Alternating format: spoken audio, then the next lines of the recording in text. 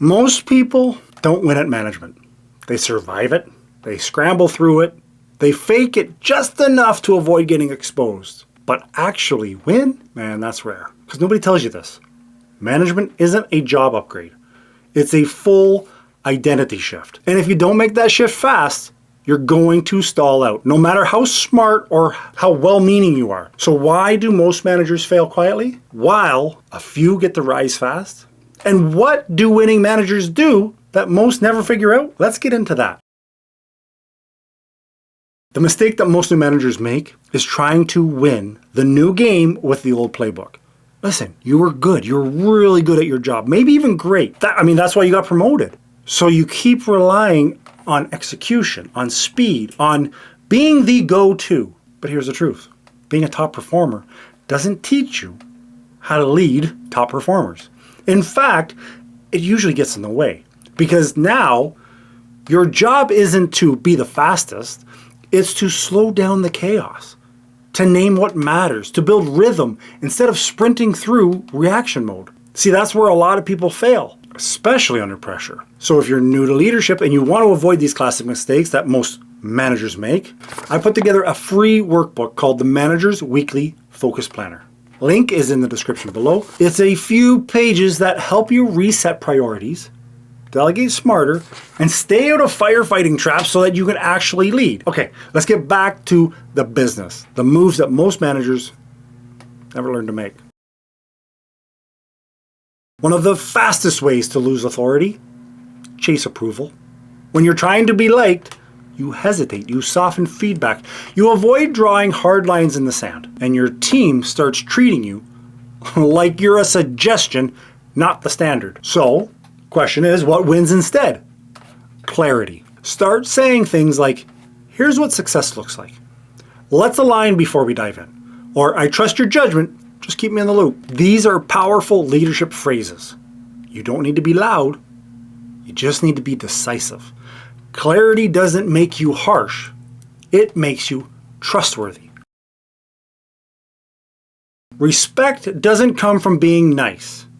Comes from being predictable. And most new managers confuse being accommodating with being supportive. Here's the difference. Support sounds like, I want to help you succeed, so let's be real about what's not working. Accommodation sounds like, it's fine, I'll just take care of it myself. See the trap? You think you're being helpful, but you're quietly reinforcing the idea that people don't have to rise up, that you're going to do it instead. So start using this reframe. I'm responsible for delivery now. And that means that we need to reset how we work together.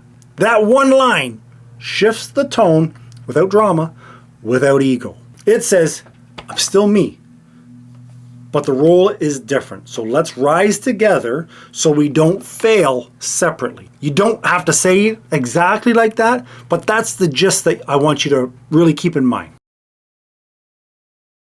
Most new managers, by default, are reactive. They're answering messages, jumping on Zooms, putting out fires before they even know the root cause. But the managers who actually win this game, they don't chase every urgency. They zoom out and ask, what are my top 3 priorities this week? Who needs a nudge or maybe a check-in? What can I let go of so that I can help someone else grow?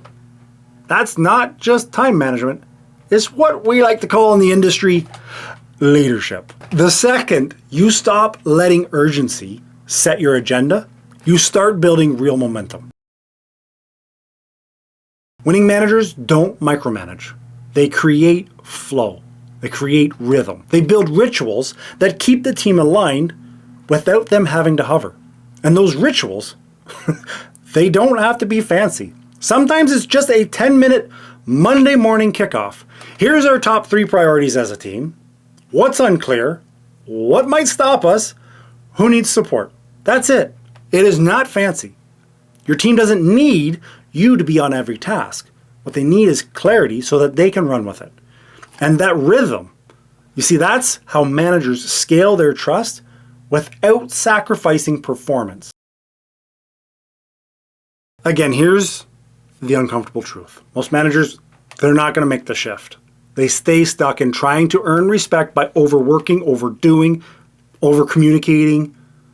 But the ones who actually win, the ones that we want to be, they lead, they name the goal, they guide the rhythm, they hold the line, and they don't flinch when things get hard. That's not confidence from personality.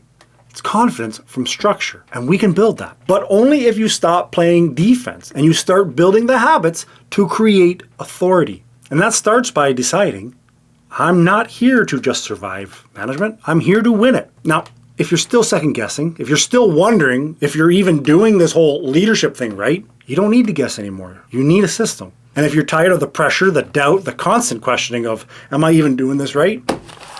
Grab this book right here, The Manager's Playbook. Link is in the description. It's a full system that gives you everything I've mentioned today, and man, a whole lot more. Word for word scripts, decision frameworks, delegation plans, the tools to lead with clarity, communicate with confidence, and to show up like the leader you were promoted to be. You don't have to fake confidence. You don't have to white knuckle your way through every hard moment. The Manager's Playbook is flexible. It's real world, and it's built to meet you where you're at. So if you're done winging it, grab it now and start leading like you mean it. Okay, get your coffee. I'll see you in the next one. Ciao.